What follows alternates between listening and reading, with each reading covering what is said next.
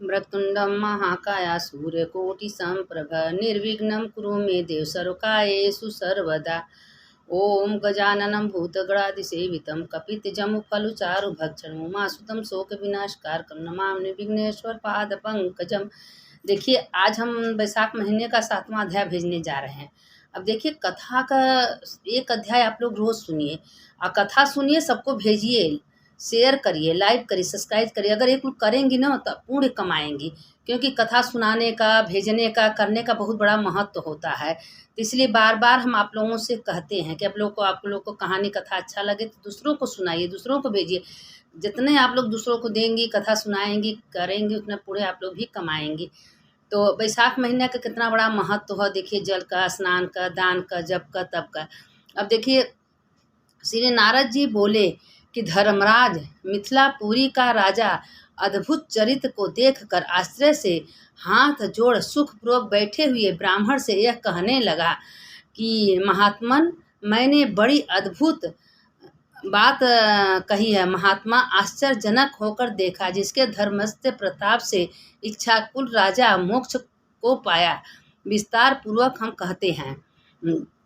सूत जी कहने लगे कि राजर्षि, तेरी बुद्धि सुकृति में, राजर्षि में मेरी बुद्धि बड़ी अच्छी है, जिसके कारण वासुदेव भगवान ने प्रिय धर्मों को जानने का लालसा बताया है। इतना बड़ा राज पाकर तेरा बुद्धि अच्छे कर्म में है। देखिए, राजा हो या महाराजा, धन से गर्भ में कभी नहीं रहना चाहिए। हमेशा कितनों बड़े बड़े धन सबके पास हो जाए, लेकिन उसको हमेशा अच्छे कर्म करना चाहिए। ये नहीं कि धन पाके मैं हो जाए, धन का घमंड हो जाए, ऐसा नहीं करना चाहिए।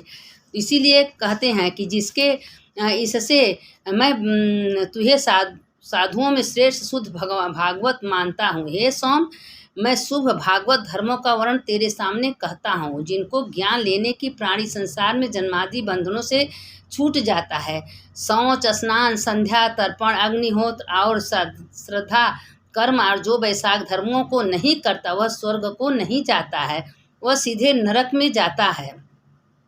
वैशाख के धर्म के कहे गए सब सुलभ जल का घड़ा देना, प्याऊ लगवाना, मार्ग में छाया लगवाना, जूता, खड़ाऊँ, छतरी और पंखा, तिल और शहद मिला के दान करना, गोरस दान करना, बावली, कुआं, तालाब, धर्मशाला, नारियल, ईख, कपूर, कस्तूरी का दान करना, चंदन, सुगंधित द्रव्यों का लगाना, सब्या दान करना, आम के फल और रसीली ककड़ी का दान करना, फूलों का दान करना, सायंकाल में गुड़ का शरबत पान कराना, पूर्णिमा से में सब प्रकार के अन्य तामूल दान, चैत्र की अमावस्या में ककड़ी दान करना, पत्ते पर भोजन करना, शरीर में तेल नहीं लगाना, सूर्योदय से पहले स्नान करना, मधुसूदन का भगवान का नाम लेना, सब ये सब देखिए वैशाख महीने का महत्व है। जो ऐसा करता है उसके समस्त पाप नष्ट हो जाना। फल, दही, अन्न, नैवेद्य, धूप दीप करना, भोग लगाना, गौओं को कोमल कोमल घास देना, ब्राह्मण के चरण धोना, गुड़, सोठ और आंवले के दान करना, तंदूल और साग का दान करना, सब धर्मों में वैशाख उत्तम कहलाते हैं। जो स्त्री ब्राह्मण से बताए हुए माधव भगवान का पूजन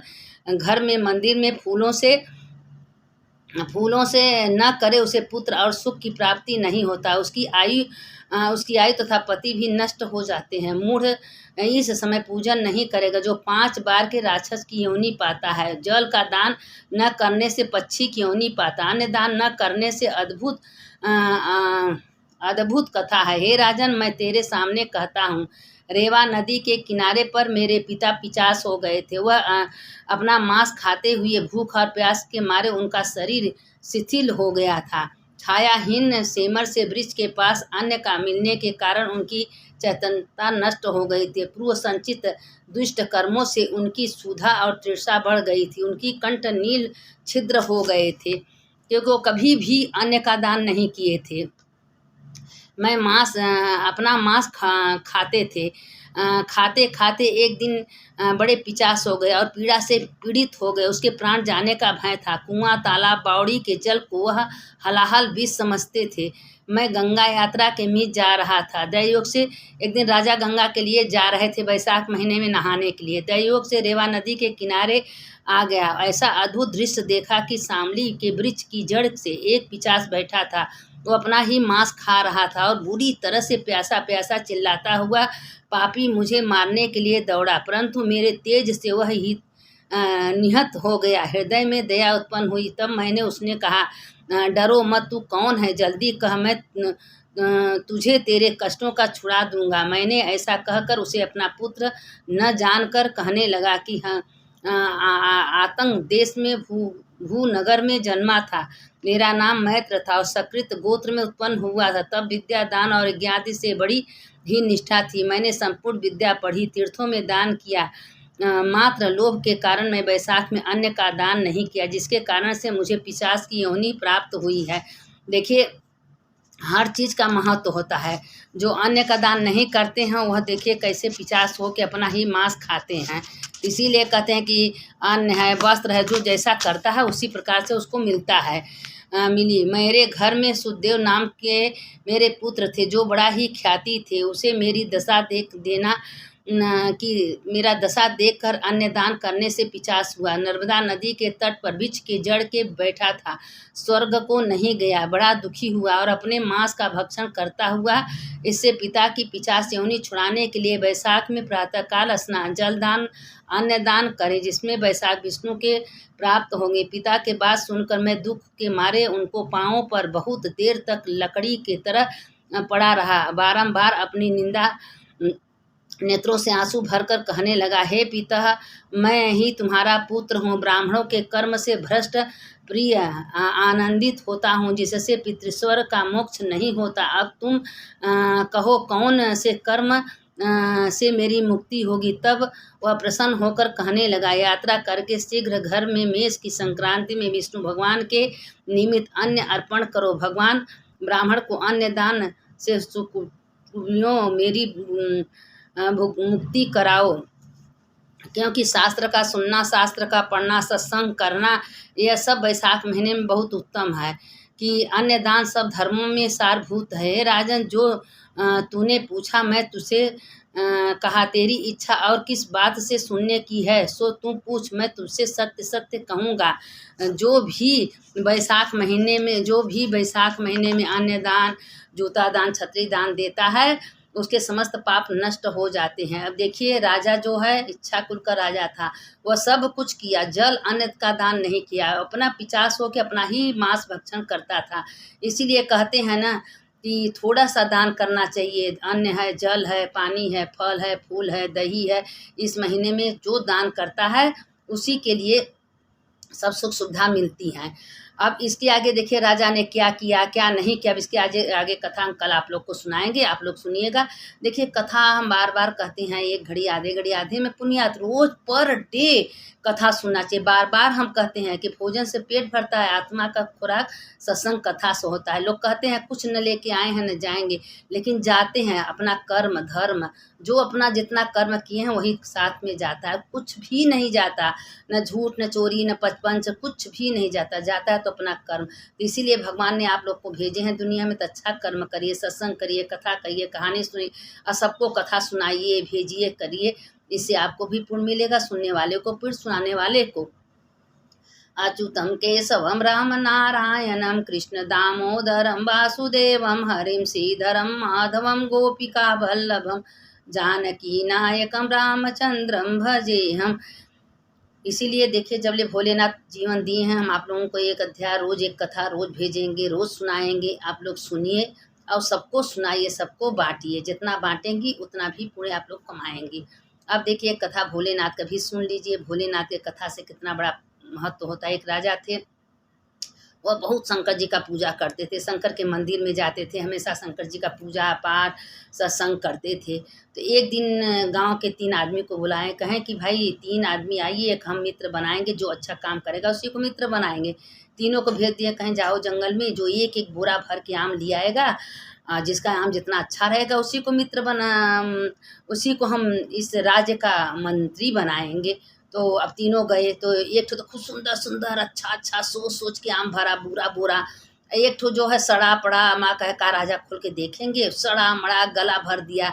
और जौन एक था ईटा पत्थर नीचे भर के ऊपर से 2-4 ठो आम रख दिया, क्या सोचे कि राजा देखेंगे। तब जब तीनों लेके आए बोरा का, तो राजा किसी का बोरा नहीं देखे, नहीं देखे उनको ले जाके जेल में बंद, जेल खाने में डाल के दरवाज़ा बंद कर दे। कहें अपना ना तुमको पानी मिलेगा ना खाना में, 15 दिन तक जो जो अपना अपना आम बीन के लाया वही खा के रहेगा। अब बड़ी चिंता में पड़ गए। जो अच्छा सा बीना था तो बड़ा खुश हुआ कि चलिए मेरा तो अच्छा अच्छा आम है, 15 दिन निभा लेंगे। और जो ईटा पत्थर भरा था वो और दुखी हुआ। जो सड़ा सड़ा आम रखा था वो तो और दुखी हुआ, सारा आम उसका सड़ गया। 2-4 ठो अच्छा था, 15 दिन बीते तो बीते कैसे, लेकिन उसी में किसी तरह से एकदम बीमार पड़ गया। खाने पीने को नहीं मिलेगा तो बीमार है पड़ जाएगा। एक सौ स्वस्थ था क्योंकि उसका खूब बोरा भर का आम कुल बढ़िया बढ़िया था, वो बढ़िया रखा था। जब 15 दिन बीत गया, राजा तीनों को बुलाए तो कहे कि भाई आप लोग क्या कहना चाहते हो। तो दोनों बोल दे कि भाई हम मंत्री बनने लायक नहीं हैं। एक ठो जो बढ़िया बढ़िया आम रखा था वही कहा कि भाई यही मंत्री बनने लायक हैं, क्योंकि ये हमेशा सोच समझ के काम करते हैं। हम लोग तो हमेशा सड़ा गला रखते हैं। तो वो मंत्री बन गया। तो इसीलिए कहते हैं कि अपने कर्म का फल अपने ही मिलेगा। राजा भोलेनाथ का हमेशा भक्ति में पूजा में लीन थे। कभी गांव में देश दुनिया में कभी किसी को दुख नहीं देते थे। हमेशा दान धर्म, भाई राजा तो थे, उनको कमी किस चीज़ की थी। उनकी प्रजा इतना सुख, इतना राजा की हमेशा प्रशंसा करती थी कि यहाँ का राजा बहुत अच्छे हैं, राजा दान करते हैं, धर्म करते हैं, पूजा करते हैं। तो वो मंत्री बना दिए। तो कहते हैं ना कि अपने भाग्य का फल अपने ही मिलता है। अगर हम दूसरों को कष्ट देंगे वो तो सोचेंगे राजा को देंगे, राजा हमको मंत्री बनाए। उनको क्या पता था कि हमारा ये चीज़ हम ही को मिलने वाला। कहते हैं ना, आप किसी को गाली देंगे तो वो भी आदमी आपको गाली देगा। आप किसी को अच्छा दान करेंगे तो उलट के आपके पास आएगा। आप जैसा कर्म किए हैं उसी हिसाब से आपको भगवान दे रहे हैं। सुख है, दुख है, अच्छा है, बुरा है। देखिए बेटा भी अगर आपका बहुत अच्छा है, आपको मान रहा है, जान रहा है, आपको दे रहा है, तो जाने को जन्म में बहुत अच्छा कर्म किया। आपका बेटा नालायक निकल गया, कुछ नहीं करता, गाली देता है, बहुत बुरा कर्म का, जाने कि आपका बुरा कर्म है। तब जो आप जैसा करेंगे वही चीज़ मिलेगी। जब भगवान विष्णु पितामह को नहीं छोड़े, भगवान राम को नहीं छोड़े, तो हम लोग किस खेत की मूली है। तो इसीलिए कहते हैं कि अपना ही किया अपने आगे ही आएगा। चाहे बेटा के रूप में आओ, चाहे बेटी के रूप में या किसी के रूप में, अपना ही कर्म अपने सामने आता है। तो हम जानबूझ के क्यों कुआं में कूदें। आप दिन भर रात भर थोड़ा बहुत धर्म कर रही हैं तो 2 आदमी 4 आदमी औरत के संग बैठ के बुराई कर लीजिए। सारा बुराई करेंगी, सारा पाप आप लोग के सामने आ जाएगा, उसका पुण्य आपका पुण्य चला जाएगा। तो ऐसा कर्म कभी नहीं करना चाहिए। बहुत राजा महाराजा हैं वो भी दाल रोटी खा रहे हैं जो नॉर्मल हो। तो भगवान से ही शुक्रिया करना है, भगवान रहने का जगह दिए हैं, खाने को दिए हैं, पहनने को दे रहे हैं, क्या कमी दी है। सब छोड़ के जाना है, जाना है तो अपना धर्म ही साथ जाता है। आपका जो जितना सवेरे उठती हैं, स्नान दान जप तप पूजा करती वही आपके साथ जाएगा, कुछ जाने वाला नहीं है। तो आप अच्छा कर्म करिए ना, किसी का बुराई मत सोचिए, ना किसी के बारे में बुरा सोचिए, हमेशा सबके बारे में अच्छा सोचिए। दुखी में दुख होइए, सुखी में सुख होइए। कहिए हे भगवान सबको सुखी रखिए, कभी किसी को दुख मत दीजिए, क्योंकि दुख अच्छा नहीं होता है। लेकिन आप सबके बारे में अच्छा सोचेंगी तो भोलेनाथ स्वयं आपका अच्छा करेंगे। आप इसमें बैसाख महीना है, मंदिर जाइए, एक ठो बेलपत्र चढ़ाइए, भोलेनाथ को जल चढ़े, घड़ा खरीद के घड़ा का जल भर के दान दीजिए। कोई ब्राह्मण को अच्छा अच्छा चीज़ दीजिए। वो अपने लिए सब करता है, किसी को कोई देता नहीं है। लोग कहते हैं हम इतना दान किए, हम उनको इतना दिए, किसी को कोई कुछ नहीं देता, सब अपने लिए ही करता है। जब हम किसी के लिए देंगे तो वही चीज़ हमको उलट के मेरे सामने आएगा। आप इतने से सोचिए कि आप सामने बैठी हैं, हम किसी को गाली दें तो आदमी तो हमको गाली देगा। अगर हम उससे अच्छे से बोलेंगे तो, अगर उससे हम कहेंगे राम राम राम, हरिओम हरिओम, राधे राधे, तो भी कहेगा हाँ भैया हरिओम हरिओम, राधे राधे। तो आप वही का बात तो आपके सामने आएगा कि नहीं आएगा। तो इसीलिए अच्छे शब्द बोलिए, अच्छी बात बोलिए, सबको अच्छा ज्ञान दीजिए, अच्छा संस्कार दीजिए, वही चीज़ आपके सामने उलट के आएगा। मत किसी के बारे में बात करिए ना। जो जैसा कर्म है सबको बना के भगवान भेजते हैं, अपने कर्मानुसार दुख सुख सब भोगता है। तो किसी को कभी किसी के बारे में हंसना नहीं चाहिए। जो जैसा है कहना सब भगवान का बनाया बंदा है। सबको अच्छा सोचिए, सब में अच्छाई देखिए, किसी में बुराई मत देखिए। कोई लंगड़ा है उसमें देखिए कोई ना कोई इसके में अच्छाई है। तो इसीलिए आप अच्छा देखेंगे तो भोलेनाथ आपका स्वयं अच्छा करेंगे, आप बुरा देखेंगे तो आपका स्वयं बुरा होगा। तो ये कहने वाले की जय, सुनने वाले की जय। अब आगे की कथा कल आप लोग सुनिएगा, कल बहुत अच्छा कथा हम आप लोग को सुनाएंगे। आप लोग अच्छे अच्छे कथा सुनिए, हम आप लोग को इसी तरह कथा भेजते रहेंगे। शंकर शंकर हर हर शंकर, शंकर शंकर जय जय शंकर, शंकर शंकर हर हर शंकर, शंकर शंकर जय जय। मंगल भवन मंगल हारी, उमा जपत यही त्रिपुरारी। सुनने वाले की जय, सुनाने हर हर महादेव, हर हर महादेव, हर हर महादेव, घर घर महादेव।